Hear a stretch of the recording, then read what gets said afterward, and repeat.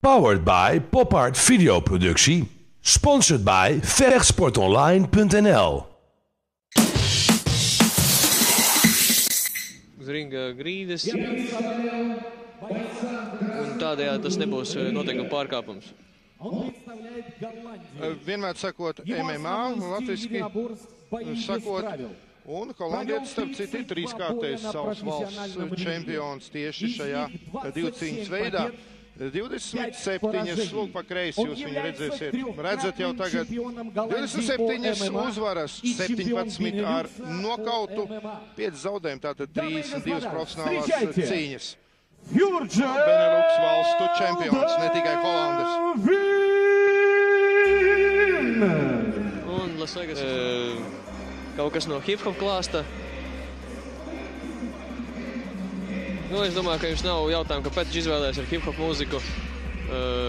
Noskaņos viņš ir samērā kareivīgi, soļo pa ceļu uz ringu ar saviem asistentiem, kas viņam ir veseli 3, kļūdījos 2.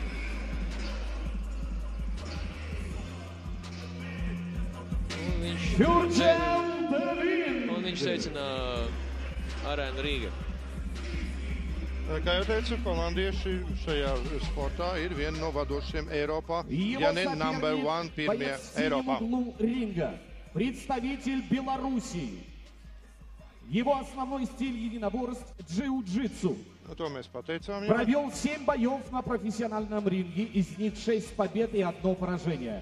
Является чемпионом Беларуси по джиу-джитсу 2003 года, чемпионом Франции по джиу-джитсу 2004 года и чемпионом Беларуси по рукопашному бою 2005 года. Дамы и господа, встречайте Евгений! 29 gadu viņam ir pieredzējis, ļoti pieredzējis, tāpēc arī tik daudz viņam titulu dažādu. Jā, parādās Baltkrievijas sportists.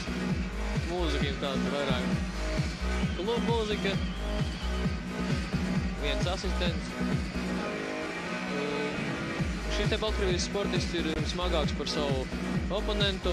Un, kā Maris jau teica, jā, viņš ir 5 gadi vecāks, varbūt arī tāpēc pieredzējošāks nekā viņa pretinieks.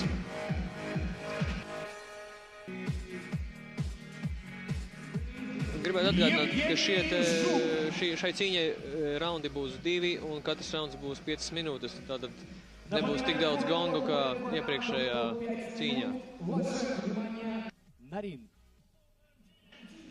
Varbūt kāds neredzēja pirmo cīņu, vai arī redzēja tikai beigas, ar ko pati būtiskākā atšķirība ir starp šiem abiem divu cīņas veidiem.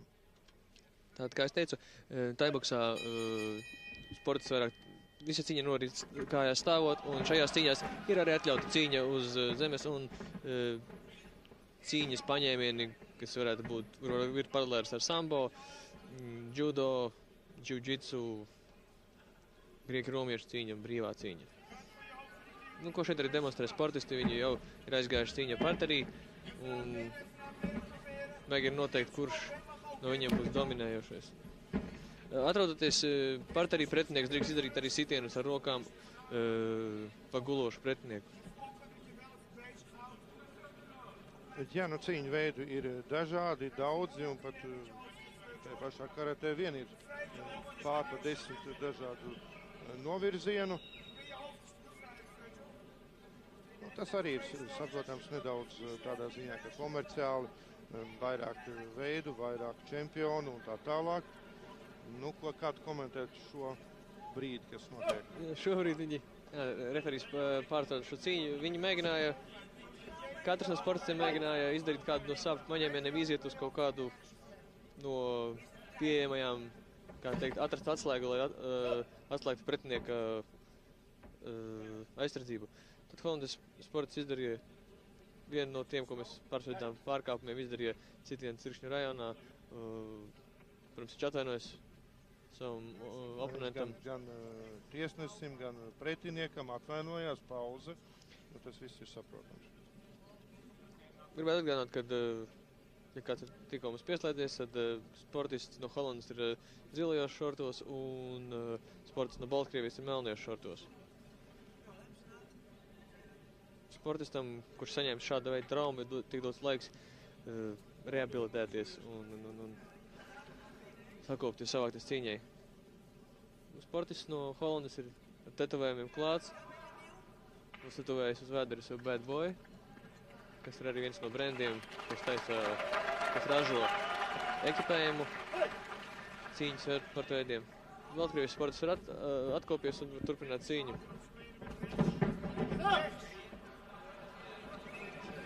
Atkal tieši tas pats. Un tas ir brīdinājums. Tieši tā, jā.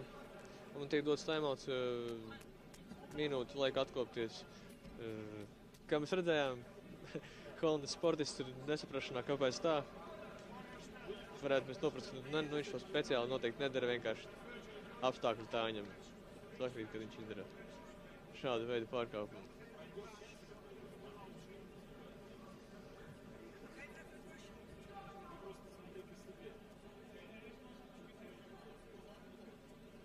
Visi gaidām, arī zālē šeit. Skatītājs sāk aplaudēt. Tas nozīmē, ka laikam Baltkrievijas sportists tomēr celsies un turpinās cīņu.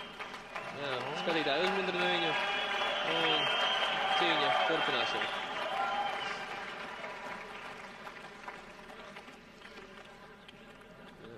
Holandas sportists atkal atvainojās. Jā, neizstāst, ka viņš pēc tādu ļaunprāšu viņš neizskatās. Tieši tā, tas vienkārši tāda apstākļa sakritība, kad iespējams, ka viņš pat uzrāsa. Holandietis piedāvā savu sevi uz...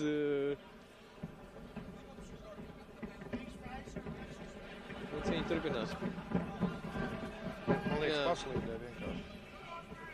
Iespējams, bet es domāju, ka tas bija viena no taktiskajiem paņēmieniem, lai viņš ātrāk varētu novest cīņu uz parterī. Kā redzat, Baltkrievijas sportists mēģina izdarīt savu paņēmienu, savukārt holandietis blokē un Baltkrievijas sportists, atrodoties tā sauktējā malka position, viņš mēģina izdarīt citienus pa Holandas sportistu korpusu.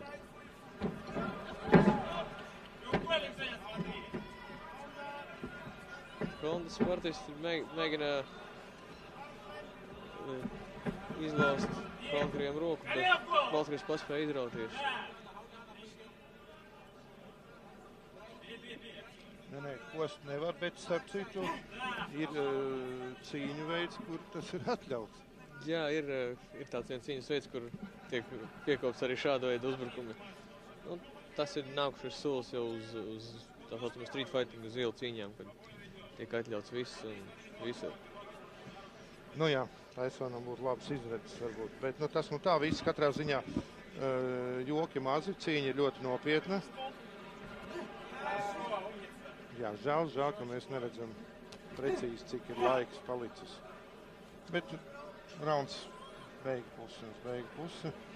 Bija pārtraukumi 2.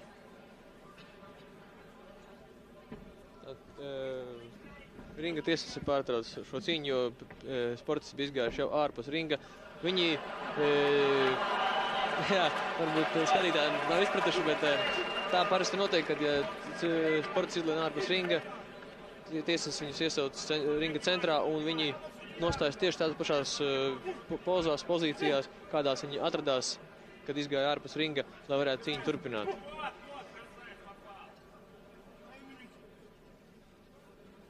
Holandas sportists neļauj Baltkrievijas sportistam izdarīt citienus un mēģina izrauties un iziet uz sapļu paņēmienu. Viņam tas kā sanāk, bet tomēr ne, Baltkrievijas sportists paņēmis viņu un mēģina nokratīt no sēņa.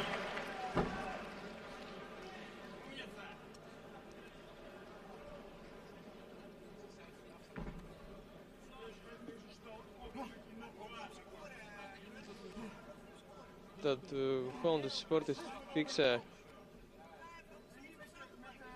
Baltkrievijas sports un izdara sitienus galvā. Šeit ir tā, ja jūs esat tādā pozīcijā, kad jūs esat augšā, kā šobrīd Baltkrievijas sportists, jums jāmēģina pēc iespējas tuvāk pielikt galvu pie oponenta ķermeņa, jo tad pretiniekam grūtāk trāpīt. Un savukārt tas palielina jūsu izredzes uzvarēt. Bet holandietim šajā situācijā, nu, man liekas, ka maksimāli viņam ir nezaudēt šajā brīdī. Tas, ja sportists ir lejā, nevienmēr nozīmē, ka viņš ir tuvāk zaudētāja pozīcijai. Jā, raunda beigas. Ja bieži vien sportists atrodas zem savu pretinieka, viņi arī uzvar. Atrodas tādā pozīcijā. Sportisti atkopjās. Saņem vērtīgu informāciju no saviem. Tas viss notika iepriekšējā raundā.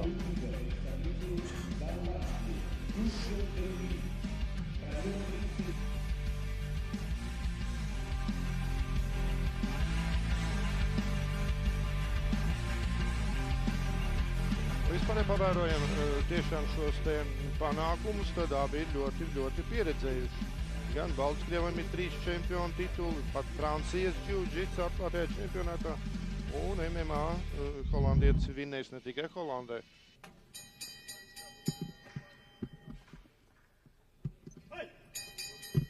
Tātad otrais rauns ir sācies. Atgādinu, ka rauns ir 5 minūtes.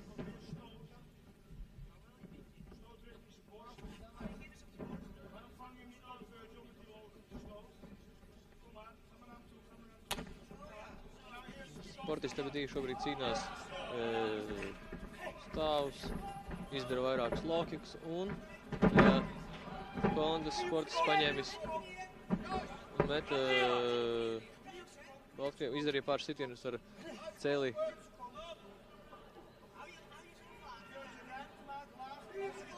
Tad Baltkrievs mēģina saslēgt Holandas sportistu tā saucamajā trīsstūrī, bet tas viņam izslīdējis cauri ir. Trīsstūris ir, kad pretinieks tiek ieslaists starp kājām un kājas abi ceļgali un gurni izveido kā trīsstūri, no kura nav neiespējams, bet ļoti grūti tikt ārā.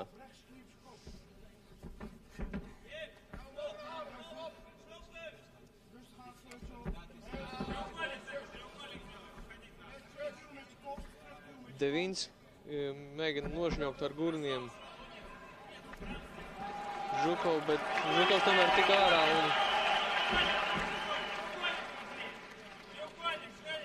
šobrīd izskatās, ka jā,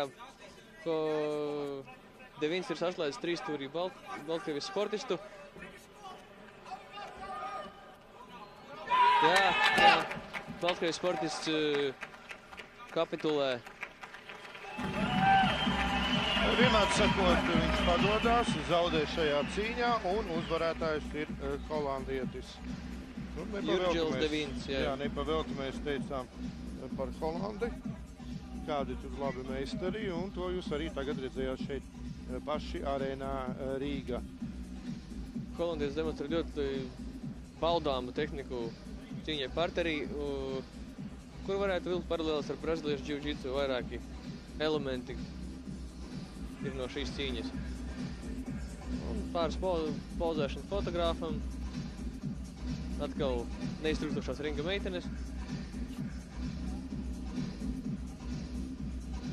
Cīņam šī bija baudām.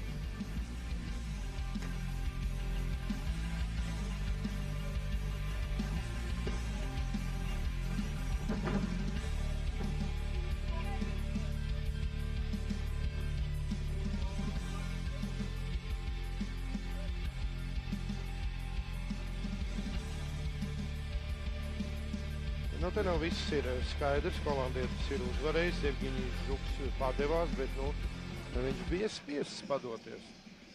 Jā, viņš bija paņems tā sauktajā трīsstūrī un...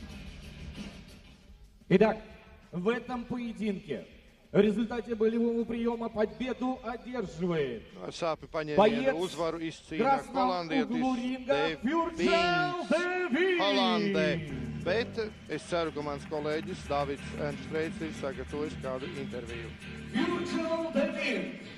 Аплодисменты его сопернику, представителю Белоруссии Евгений Жук.